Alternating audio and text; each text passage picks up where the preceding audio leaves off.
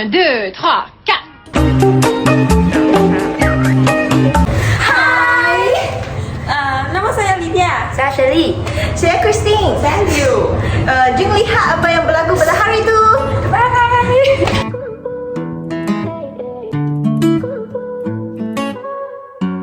Ayo, late beats, killer shit.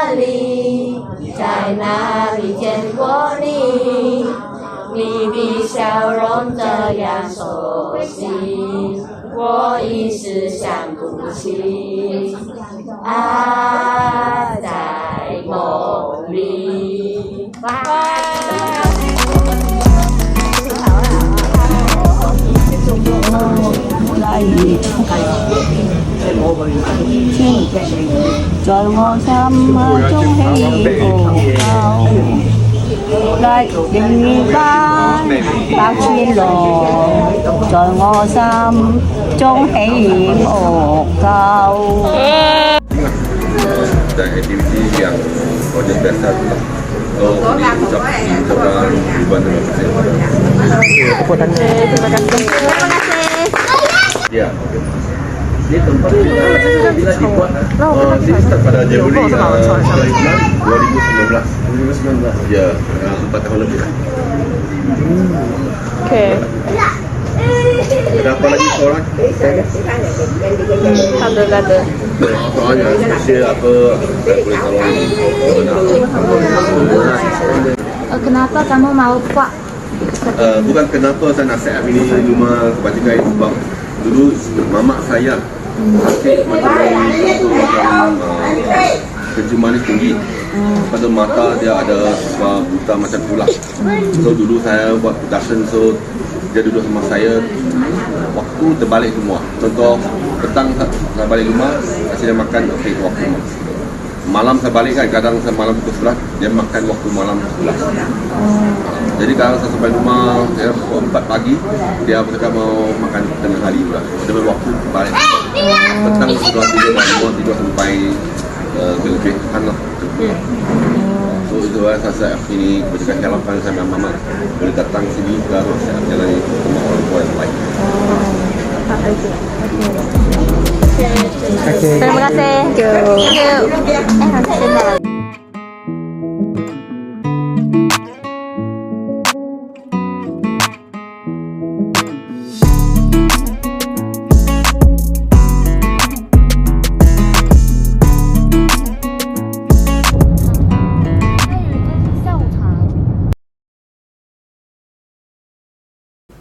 Ingatan yang amat dalam bagi saya selepas balik dari pertubuhan itu ialah perbualan kami dengan seorang warga emas yang bernama N. Ini kerana saya berasa kami mempunyai jodoh yang ajab sebab beliau dan saya mempunyai tarikh lahir yang sama kecuali tahun sahaja yang berbeza, iaitu pada 12 bulan 3. Beliau juga pernah tinggal di Kuching, iaitu tempat asal saya, untuk satu tempoh masa. Oleh itu, saya amat ingat dan berasa mesra dengan beliau. Selain itu, beliau juga berkongsi banyak cerita semasa beliau masih muda, seperti beliau pernah mengalami Perang Dunia Kedua. Saya masih ingat bahawa beliau mempunyai 3 orang cucu perempuan. Mereka dilahirkan pada tahun 1997, 2004 dan 2006 masing-masing, dan kami pula tepat di tengah-tengah cucu perempuan beliau yang kedua dan ketiga. Beliau juga berkongsi cerita tentang agama Kristian kepada ahli kumpulan kami, tetapi disebabkan saya seorang Buddhis dan saya tidak beberapa faham terhadapnya. Melalui lawatan ini, saya mengenali seorang rakan baharu iaitu Encik David. Menurut pegawai pertubuhan, kami mengetahui bahawa Encik David ada sedikit pelupa, tetapi Encik David sangat pandai dalam penggunaan bahasa Inggeris. Encik David merupakan seorang Cantonese. Encik David berumur 72 tahun dan merupakan seorang Kristian. Encik David juga memberitahu bahawa biasa dia suka mendengar lagu Inggeris dan beberapa lagu Cina seperti Tian Mi Mi. Disebabkan oleh dia tidak sangat pandai menggunakan bahasa Cina, justru dia hanya senandungkan lagu saja. Encik David juga berkongsi tentang dia pernah mengalami peperangan dan menyaksikan kemerdekaan negara kita. Melalui perbualan tersebut, saya berasa Encik David merupakan seorang yang sangat mesra dan aktif dalam perkongsian cerita. Saya berasa sangat gembira kerana berpeluang untuk mengenali Encik David. Ini merupakan Nenek Liu. Dia sangat comel dan sangat bersemangat semasa menyambut kedatangan kami. Nenek Liu merupakan seorang Cantonese dan hanya dapat berkomunikasi dengan bahasa Cantonese.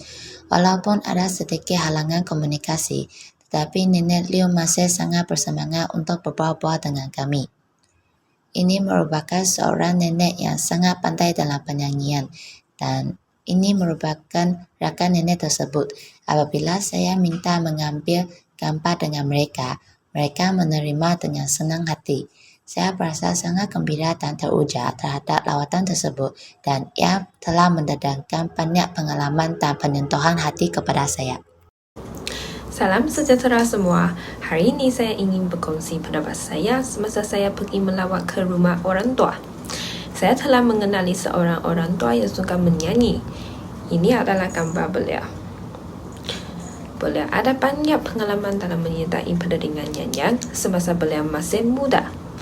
Beliau juga suka cetak keluar lirik lagu yang beliau sayangi. Sebab semakin beliau menjadi tua, beliau tidak dapat hafal lirik dengan sepenuh lagi. Oleh itu, beliau cetakkan lirik. Saya sangat kagum apabila melihat minatnya terhadap nyanyian.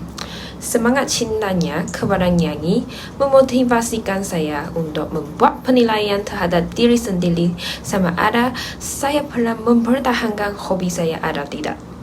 Saya juga mengkaguminya kerana beliau masih optimis dan ceria walaupun dimasukkan ke rumah orang tua. Saya juga telah berazam untuk sentiasa berpuas hati apabila sudah tua. Bagi saya rasa melawat ke rumah tua bukan sahaja sesuatu assignment yang perlu disiapkan, tetapi memberikan peluang kepada kami untuk memahami keperluan orang tua dan memupuk semangat hormati kepada ibu bapa sendiri. Ini saja untuk pandangan saya. Saya harap semua dapat mengambil peluang untuk melawat ke rumah orang tua supaya kami akan berpuas hati kepada keadaan sendiri supaya menjadi seorang yang sentiasa optimis dan ceria. Terima kasih. Saya Yara Christine. Hari ini saya mau berkongsi apa yang saya lihat, buat dan apa yang saya belajar semasa melawat ke pertubuhan kebajikan orang tua di Taman Konau. Saya bergerak ke sana dengan kawan-kawan. Sebenarnya ini merupakan pertama kali saya sendiri mengadakan lawatan ke pertubuhan. Saya berasa terujan dan gemetar. Masa saya bermain permainan, menyanyi dan berbual-bual bersama-sama warga di sana, saya berasa warga emas memang sangat penyayan dan aktif. Mereka sanggup berkongsi pengalaman mereka terhadap kami. Walaupun ada sedikit masalah komunikasi dalam bahasa, tetapi kami masih berbual-bual dengan seronok. Terdapat juga sebahagian warga emas senyap dan tidur atas kerusi rehat. Melalui perbualan, saya mendapati kebanyakan warga emas di sana tidak ada peneman. Manakala ada seseorang warga emas berkongsi dengan kami tentang isteri beliau. Beliau juga bermain sula dan memeriahkan keadaan di sana. Kami pun kagum terhadap perbuatan beliau. Masa kami cakap mahu bernyanyi kepada mereka, seseorang warga emas mengeluarkan lembaran muzik dan menyanyi bersama-sama dengan kami. Kami berasa tenang pada masa itu. Apabila saya mendengar cerita yang dikongsi oleh pemilik pertubuhan tersebut, saya berasa bersyukur kerana kebajikan warga emas tidak diabaikan dan masih ada orang yang baik hati menolong warga emas. Apabila kami hendak balik, kami berasa berat hati untuk meninggalkan tempat ini. Kami pun berharap ada lawatan seperti ini lagi pada masa akan datang.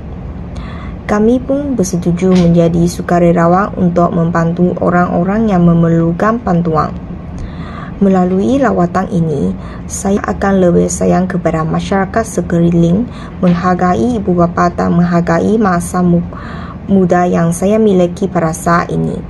Dengan itu, saya memerhati perasaan warga emas amat sensitif. Mereka perlu dibelai dan sentiasa diberi perhatian. Oleh itu, kita hendaklah membantu setiap permintaan mereka. Itu sahaja sedikit pendapat dan perasaan saya melalui lawatan tersebut. Sekian, terima kasih.